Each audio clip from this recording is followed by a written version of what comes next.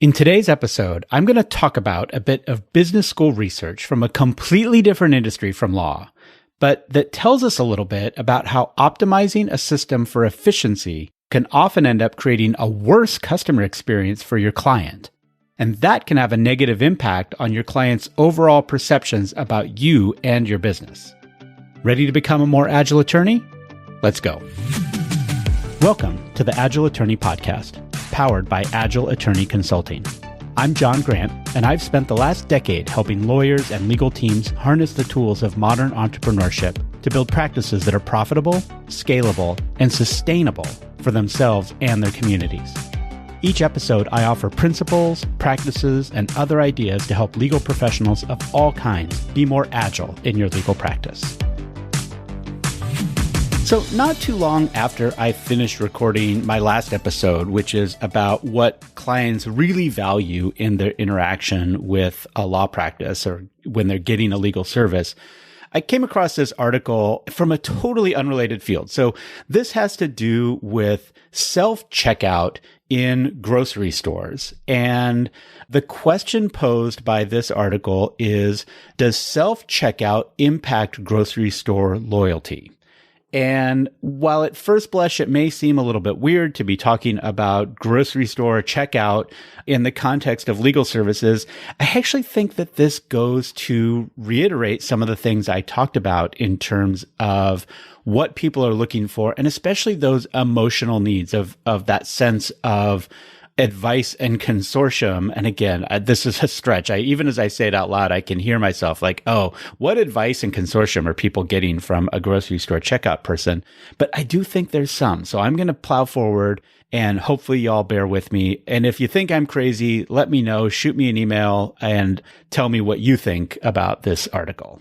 So as I said, the article comes from the news website of Drexel University. It is discussing a study that was run by a couple of professors at Drexel's LeBeau College of Business. And those study authors are, and I hope I pronounce their names close to right.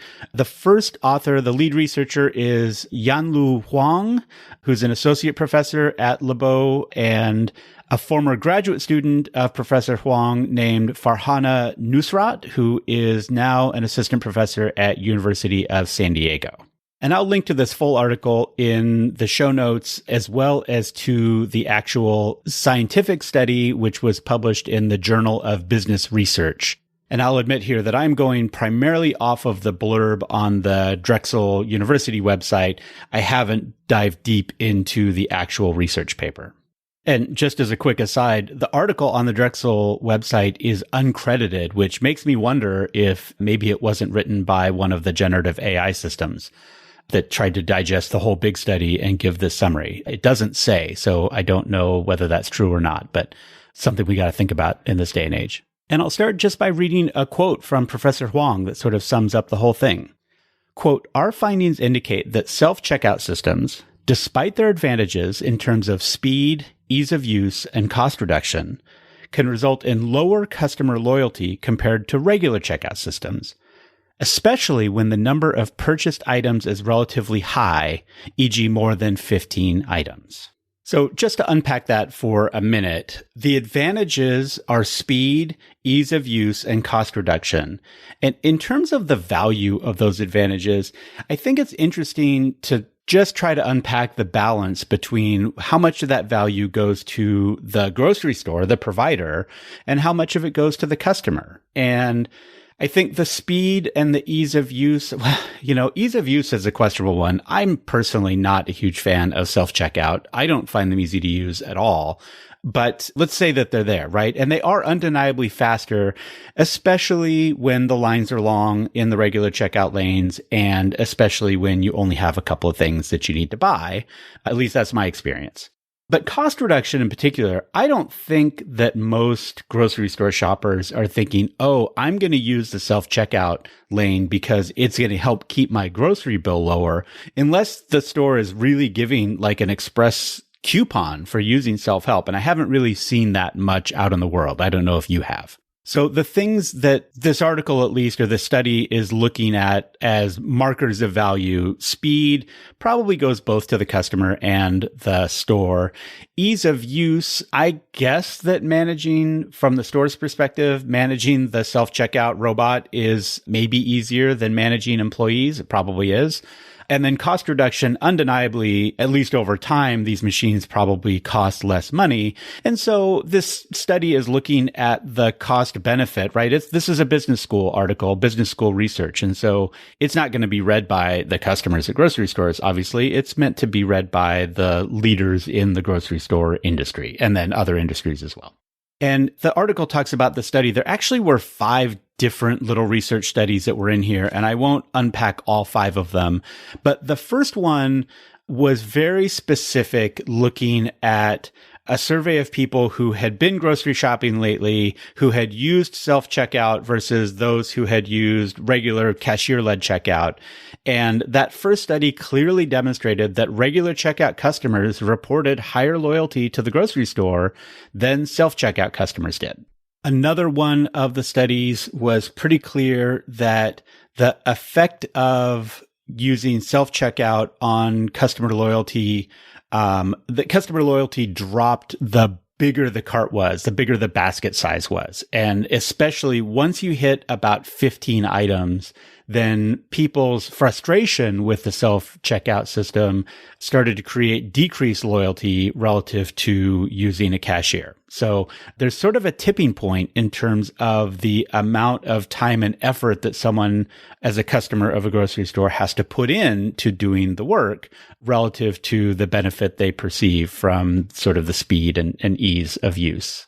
And so if I stop there, and I'll admit, part of what caught my eye about this study is my contention that assisted help, that when people are experiencing, and I'm switching over to talking about lawyers and legal services now, when people are experiencing these issues around mitigating risk and navigating complexity, which you'll recognize those terms from my last episode, and if you haven't, please go back and listen. When people are experiencing these higher risk or higher complexity challenges, that there is a definite benefit of building a sense of consortium when you're working with them, giving people a sense that someone is in this with them, that they're not alone in having to deal with these things. And so, flipping back to the grocery store study, right, self-checkout isn't an inherently high complexity task, right? Scanning barcodes with the little lasers is not really that challenging.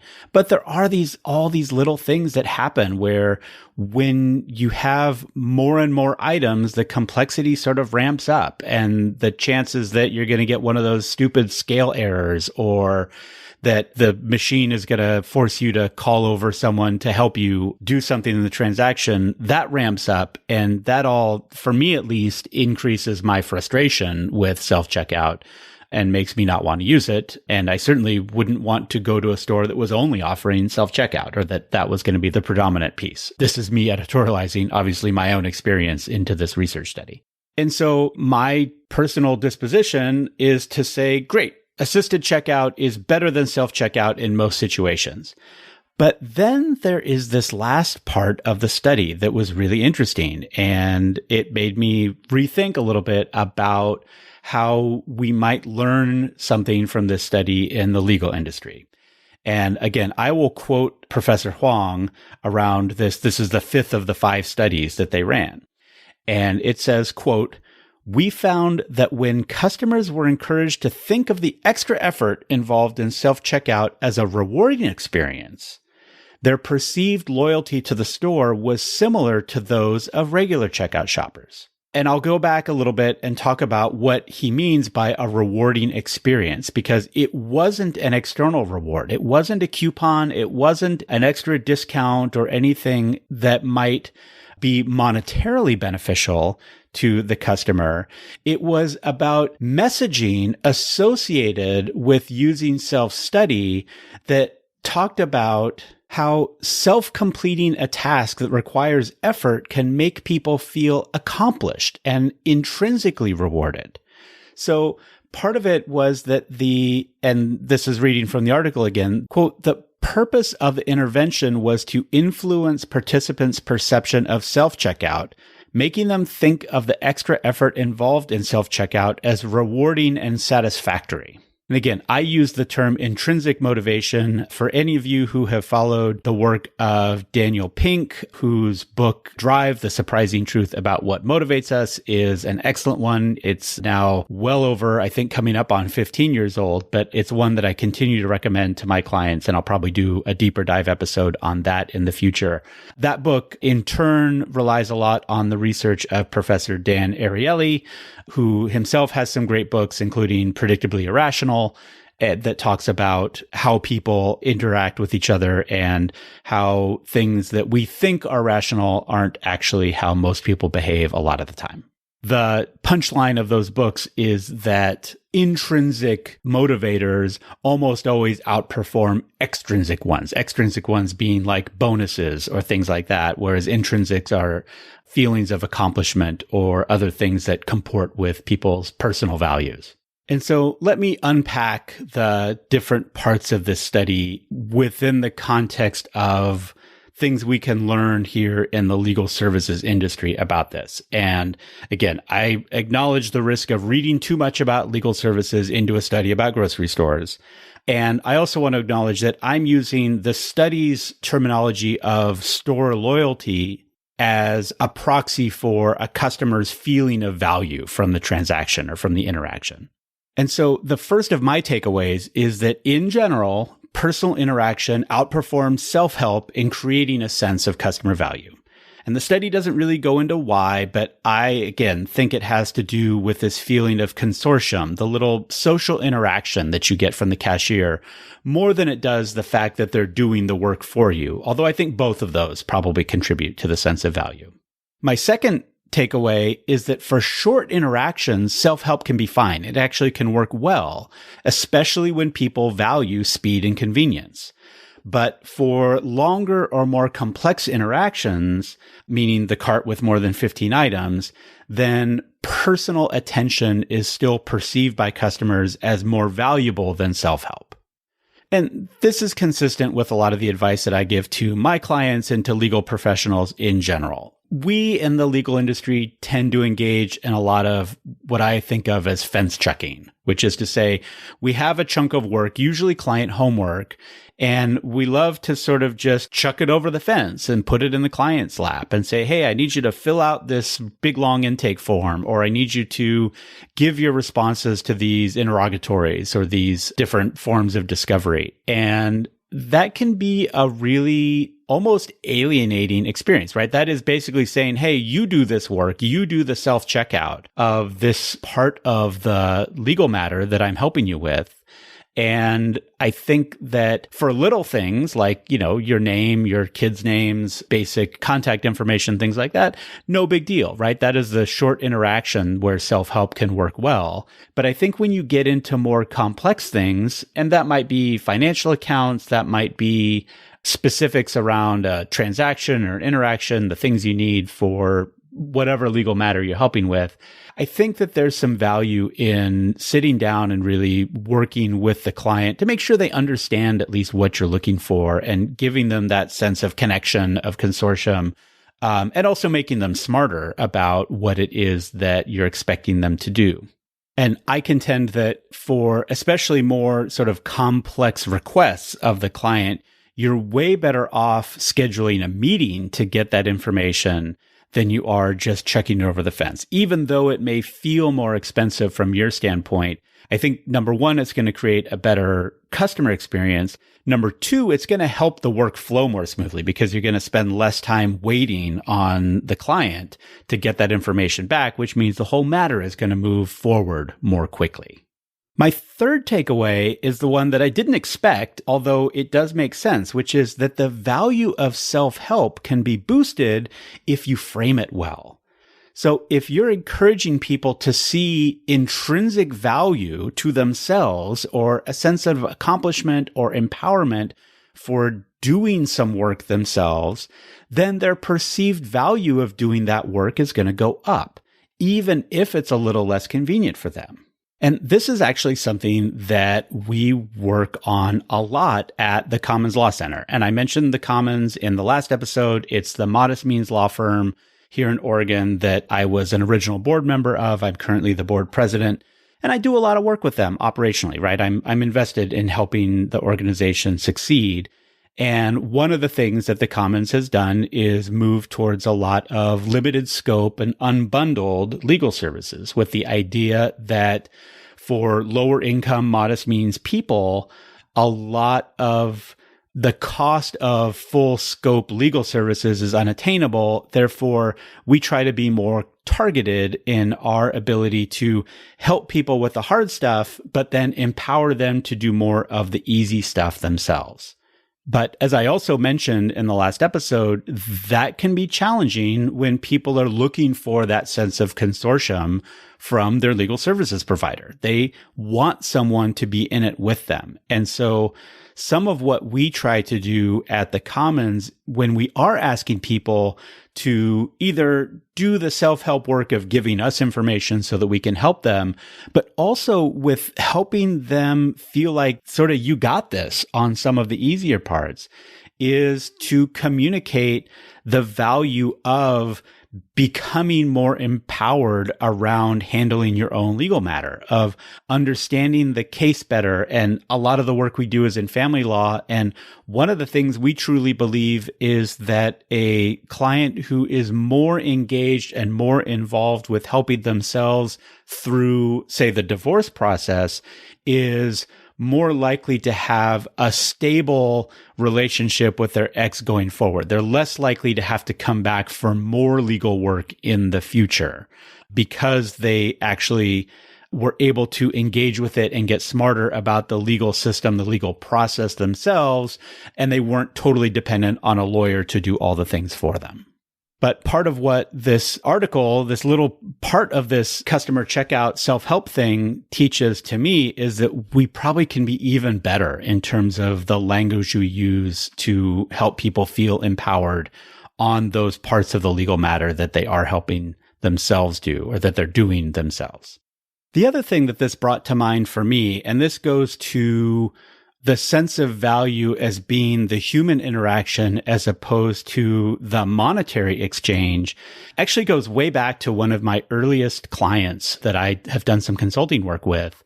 And this was an immigration practice in California. And the lawyer in this practice was kind of swimming in unfinished work, stuff that they had started the process of doing the green card application or the adjustment of status and had actually engaged the client. So they were on the hook for this legal matter, but the clients weren't getting their homework done. They weren't getting the information back to the lawyer so that they could go forward with the immigration application and the binder creation and things like that. Those of you who are immigration lawyers will hopefully understand that I don't understand the language of immigration quite as well, but hopefully I'm getting close. But the challenge we had with that law practice was how can we get the client to get their homework back faster? Because all of these open matters had a huge carrying cost on the practice. The lawyer had to spend a lot of time tracking and trying to understand who owed what homework back to the firm so that these things could go forward. It also created this huge cash flow problem because this lawyer was actually working on a flat fee basis, but they didn't recognize the revenue. They weren't allowed to pull the money out of trust and into their operating account until the initial application was prepared. And so there was a ton of money sitting in this lawyer's trust account that they couldn't access because we were dependent on the client in order to do something before the law firm could actually deliver their end of the work. And so we ran a couple of experiments, and I'll admit these are not scientific experiments. This is not a research study. This is what happened in one practice with this one time. But I do think it's interesting what we learned. And so in the first experiment, we said to the clients, hey, we will refund you a chunk of money from your flat fee if you get your homework back to us within, I think it was 3 weeks. I don't remember exactly. It's been a while. But we went with the outright bribe, right? If you get your work done faster, you're going to save a couple $100 on this overall legal matter. And as we ran that study, it worked a little bit. And again, I don't have the data in front of me. In fact, I don't have the data at all anymore because it was all within this firm. But my recollection is that the client's rate of returning homework on time went up a little bit, maybe 10 to 20%. So it was an improvement, but it wasn't like earth shattering in terms of getting the behavior that we hope to see from the client.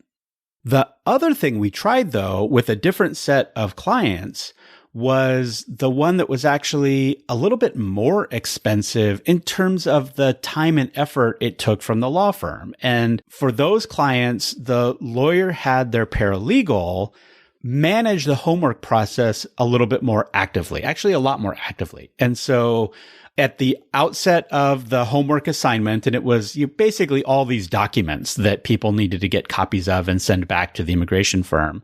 And the paralegal would send them a literal punch list, a checklist of these are all the things that we need. Please get them back to us within the next 3 weeks. But then there were a couple other components to the messaging. One of them is, please don't wait until you have all of them in order to send us the package. As soon as you find one of these documents, take a picture of it with your phone or scan it or do whatever you need to do and send it to us now. And we'll help manage what you've already given us and what you still need to give. So that was part one, is a little bit more active instruction around the homework assignment. Then every week, the paralegal would follow up with a quick email to each client that was part of this sort of phase 2 of our quote unquote research study. And that email was, hey, client, just a reminder that we're looking for this information from you or these documents from you. Here are the ones you've already given us and the bullet point of all those docs. Thank you very much for getting these done. These are the ones that we still need from you. 1 week of your 3 weeks has now elapsed, so please make sure that you spend some time trying to locate these documents and send them to us as soon as you can. And obviously that email went out after week 1, after week 2, and then as the deadline approached on week 3. And what we found was that those interactions, those little things, that the active project management of the client, not as the customer for the process, but as a resource in this project, yielded a much better return on investment. So, and again, I don't remember the exact numbers, but I think it was well over half of the people that were getting actively managed actually got their homework back in that 3-week window. And that was a tremendous improvement over the status quo or the original case of just sort of throwing the assignment out there one time and then waiting until the client paid attention to it. And there's a lot of reasons why that might have performed better. But number one, it's interesting that that performed quite a bit better than the outright bribe. And we didn't look at the pure economics of it, but we kind of figured that based on the salary of that paralegal, that the firm was actually spending less money doing those follow-ups than they would have done on the $200 kickback or refund that they were giving for people on the first part of the study or the first experiment that we ran. And I think it really goes to show the power of that consortium, the power of feeling like there's at least one other person out there that's sort of paying attention and helping you through this. And a little bit of that is probably the dopamine squirt that the client gets from, saying, oh, someone is thanking me for the work that I already done. So there's sort of a positive feedback loop there.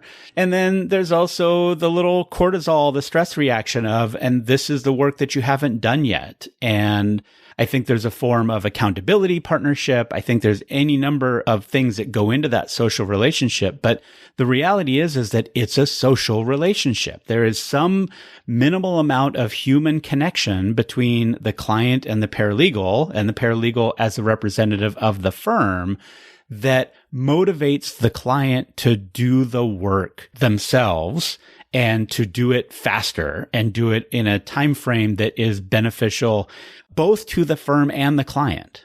one of the things I talk about a lot, again, with my clients in sort of this more active management of client homework is that you have to recruit the client to their own cause. I think I talked about this in last week's episode as well, that people's motivation for dealing with their own legal problem, it varies, right? It's high at the moment when they first hire a law firm, but that motivation can dwindle over time. And by making those personal connections, making those person-to-person interactions, and they're not even that, right? It's an email. So it's not a great person-to-person interaction, but it's something. And I think that helps keep the client motivated to get through the legal thing and to accomplish the legal goal that they wanted to accomplish. Okay, I'm going to leave it at that. Again, hopefully this isn't too much of a stretch, right? It is grocery stores. It's not legal services, but I think there's something we can learn there. And I think that it goes to reinforce and reiterate this idea that I introduced in the last episode, that connecting with your customers, connecting with your clients, giving them that interaction, that sense of consortium can go a long way towards creating a sense of, in the sense of grocery stores, customer loyalty to that store. But again, I think more broadly, that is a term that is a proxy for the value that people perceive in the interaction. And I think that law firms and law firm owners can learn a lot from the importance of making sure that they're having those personal interactions with their customers, with their clients as often as possible, and that doing that is going to improve the sense of value overall. Thanks for listening to the Agile Attorney Podcast. I'm your host, John Grant. If you found today's episode interesting or useful, please share it with someone who you think would benefit from a more agile approach to their legal practice. If you have any questions, feedback, or maybe a topic you'd like to hear me cover, you can reach me at john.grant@agileattorney.com. To help other attorneys and legal professionals discover this podcast, it helps a lot if you could rate or review me on Apple Podcasts or Spotify. And of course, be sure to subscribe in your favorite podcast app. This podcast gets production support from the fantastic team at Digital Freedom Productions, and our theme song is the instrumental version of Hello by Lunara. That's it for today's episode. Thank you for listening, and see you next time.